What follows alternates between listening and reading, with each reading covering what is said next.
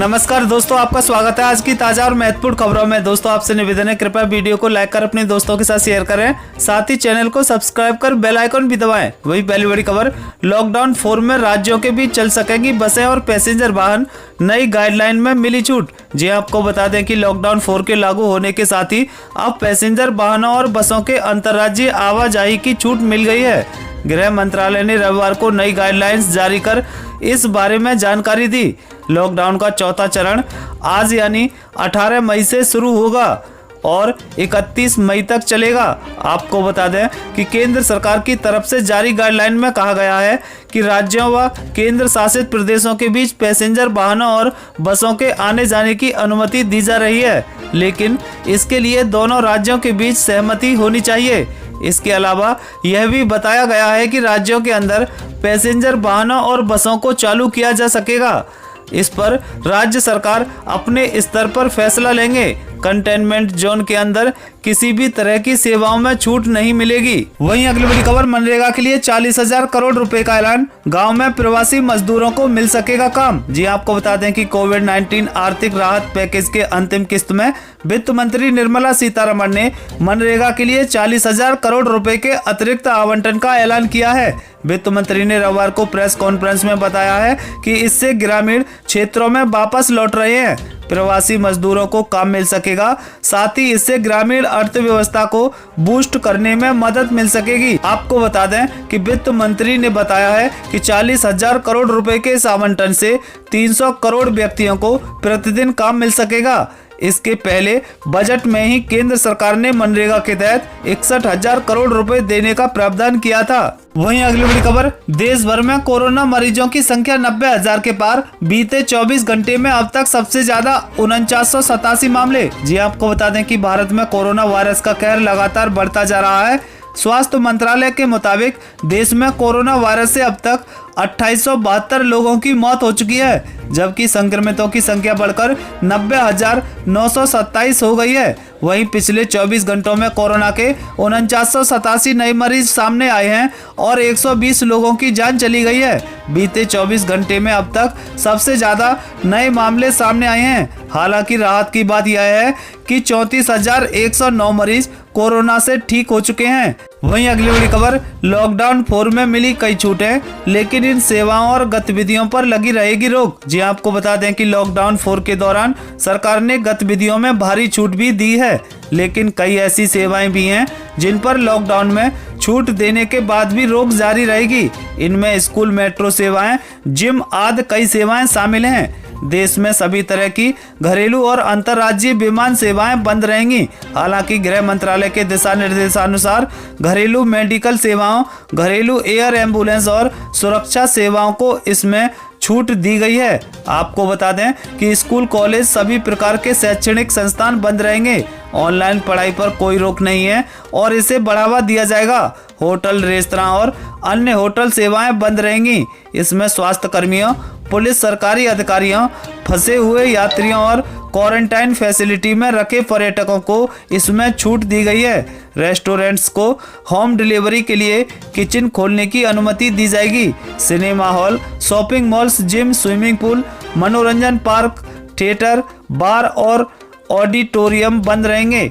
Sports complex और stadium को खोलने की अनुमति होगी, लेकिन यहां दर्शकों का प्रवेश प्रतिबंधित होगा। वहीं अगली बड़ी खबर, फास्टैग लेन में भी देना पड़ सकता है दोगुना टोल टैक्स, लागू हुआ ये नियम। जी आपको बता दें कि अगर आपकी कार में फास्टैग लगा है तब भी नेशनल हाईवे के टोल प्लाजा पर दोगुना टोल टैक्स देना पड़ सकता है। सड़क परिवहन एवं हाईवे मंत्रालय के नए नोटिफिकेशन के मुताबिक अगर कार पर लगा फास्टैग ठीक से काम नहीं कर रहा है या उसमें बैलेंस नहीं है और वह टोल प्लाजा के फास्टैग लेन में घुसता है तो आपसे दोगुना टैक्स वसूला जाएगा। सरकार ने इससे जुड़ी अधिसूचना जारी कर दी है, जो 15 मई 2020 से ही देश भर में लागू हो गई है। इससे पहले बिना फास्टैग वाले वाहनों के फास्टैग लेन में घुसने पर यूजर को दोगुना टोल टैक्स देना होता था। आपको बता दें कि नेशनल हाईवे के टोल प्लाजा पर लंबी लाइनों से निजात पाने के लिए इलेक्ट्रॉनिक टोल सिस्टम को 15 दिसंबर 2019 को लागू किया गया था। वहीं अगली बड़ी खबर, स्पेशल ट्रेनों में ऑनलाइन टिकट बुक करने के बदल गए नियम, करना होगा ये काम। जी आपको बता दें कि भारतीय रेलवे द्वारा लॉकडाउन में चलाई जा रही स्पेशल ट्रेनों के टिकट बुक करने के नियम बदल गए हैं। रेलवे की subsidiary Indian railway catering and tourism corporation यानी IRCTC की वेबसाइट पर राजधानी एक्सप्रेस जैसी स्पेशल ट्रेनों के लिए टिकट बुक हो रही है। स्पेशल ट्रेनों और अन्य ट्रेनों के लिए टिकट बुक करने वाले यात्रियों को पहले इस बात की पुष्टि करनी होगी कि वे जिन राज्यों में जा रहे हैं उनके क्वारंटाइन प्रोटोकॉल के बारे में पता है।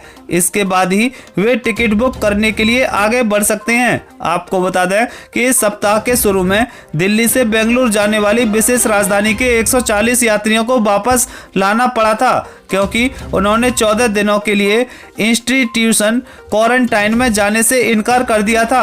भारतीय रेलवे ने इस फीचर को अपनी IRCTC की वेबसाइट से जोड़ने का फैसला किया है। वहीं अगली बड़ी खबर, लॉकडाउन 4 में शादी समारोह और अंतिम संस्कार में शामिल हो सकेंगे सिर्फ इतने लोग। जी आपको बता दें कि लॉकडाउन 4 में गृह मंत्रालय की ओर से शादी समारोह और अंतिम क्रियाक्रम संस्कार में शामिल होने के लिए भी दिशा निर्देश जारी किए गए हैं। गृह मंत्रालय की ओर से जारी आदेश में कहा गया है कि शादी से जुड़े समारोह का आयोजन सोशल डिस्टेंसिंग का पालन करते हुए किया जा सकता है, लेकिन शादी समारोह में 50 से ज्यादा लोग शामिल नहीं हो सकेंगे। आपको बता दें कि अंतिम संस्कार के लिए गृह मंत्रालय की ओर से कहा गया है कि यहाँ भी सोशल डिस्टेंसिंग का पालन सुनिश्चित करते हुए अधिकतम 20 लोग ही शामिल हो सकते हैं। बाहर निकलने से पहले मास्क कवर लगाना अनिवार्य है। वहीं अगली बड़ी खबर, दिल्ली में बस मेट्रो सेवा 31 मई तक बंद, बाकी पर आज होगा ऐलान। जी आपको बता दें कि केंद्र सरकार ने लॉकडाउन 4 के लिए दिशा निर्देश जारी कर दिए हैं। दिल्ली में सार्वजनिक परिवहन सेवाएं 31 मई तक बंद रहेंगी, जबकि बाजार खोलने पर अंतिम फैसला राज्य सरकार को लेना है। दिल्ली में व्यावसायिक गतिविधियों को खोलने के लिए दिल्ली सरकार सोमवार को ऐलान करेगी। दिल्ली सरकार कंटेनमेंट जोन को छोड़कर दिल्ली के बाकी इलाकों में बाजार दुकान खोलने के पक्ष में है। बाजारों को खोलने के लिए ऑड इवन जैसे नियमों का सहारा लिया जाएगा। सूत्रों से मिली जानकारी के मुताबिक दिल्ली सरकार कंटेनमेंट जोन के बाहर दुकानें खोलने की इजाजत देगी। दुकानों पर एक समय पर 5 से अधिक लोग एकत्रित हो सकेंगे। दिल्ली में मॉल खोलने के लिए भी सरकार ने योजना तैयार कर ली है। मॉल में अंदर बने रेस्तरां में बैठकर खाना नहीं खाया जा सकेगा। मॉल में बनी दुकानों पर भी 5 व्यक्ति वाला नियम लागू होगा। वहीं अगली बड़ी खबर, आज से यूपी में शर्तों के साथ नए तरीके से लागू होगा लॉकडाउन। जी आपको बता दें कि कोरोना महामारी के संकट से बचाने के लिए देश भर के साथ उत्तर प्रदेश में भी सोमवार से लॉकडाउन 4 लागू हो जाएगा, जो 31 मई तक चलेगा। प्रधानमंत्री नरेंद्र मोदी की घोषणा के साथ ही यूपी की योगी सरकार ने यहाँ भी लॉकडाउन 4 को नए रंग रूप वाला बनाने की तैयारी शुरू कर दी थी। गृह मंत्रालय के अनुसार अब रेड जोन, ग्रीन जोन और ऑरेंज जोन के अलावा कंटेनमेंट जोन और बफर जोन भी शामिल किया जाएगा। राज्यों को कोविड-19 स्थिति के अनुसार जोन के निर्धारण के अधिकार दिए गए हैं। अब देखना है कि यूपी सरकार राज्य के किन इलाकों में छूट देती है और कहां इसको लागू करने में सख्ती दिखाती है। सोमवार को सुबह 11 बजे सीएम योगी आदित्यनाथ टीम 11 की बैठक के साथ राज्य के मंत्रियों से परामर्श के बाद लॉकडाउन पर आगे की रणनीति तय करेंगे। वहीं अगली बड़ी खबर, कर्नाटक सरकार का ऐलान, राज्य में 19 मई तक जारी रहेगा लॉकडाउन, अगले आदेश तक कोई छूट नहीं। जी आपको बता दें कि देशव्यापी लॉकडाउन का तीसरा चरण आज खत्म हो रहा है। सूत्रों से मिली जानकारी के मुताबिक चौथे चरण के लॉकडाउन को लेकर कभी भी नए दिशा निर्देश का ऐलान किया जा सकता है। इसी बीच कर्नाटक सरकार ने राज्य में लॉकडाउन को 2 दिन और बढ़ाने की घोषणा कर दी है।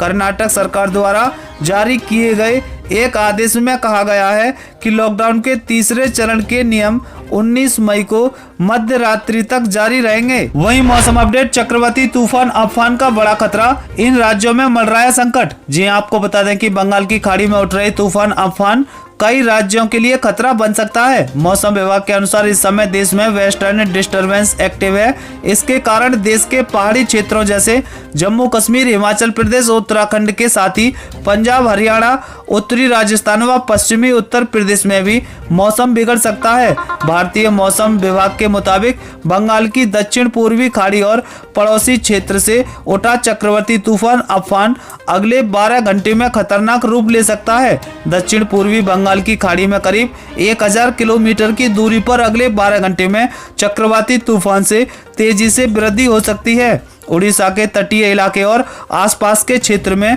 तूफान की चेतावनी दी है। ये थी अब तक की बेहद महत्वपूर्ण खबरें। दोस्तों, वीडियो को लाइक कर अपने दोस्तों के साथ शेयर करें, साथ ही चैनल को सब्सक्राइब कर बेल आइकन भी दबाएं। वहीं जल्द मिलते हैं अगली अपडेट के साथ। तब तक के लिए जय हिंद, जय भारत।